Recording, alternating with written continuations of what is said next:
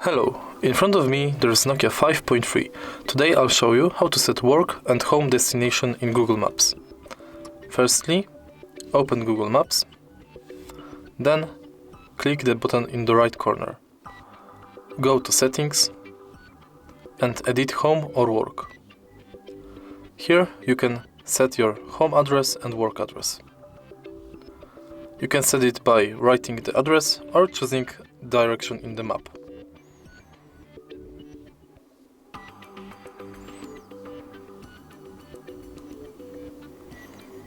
Same thing with work.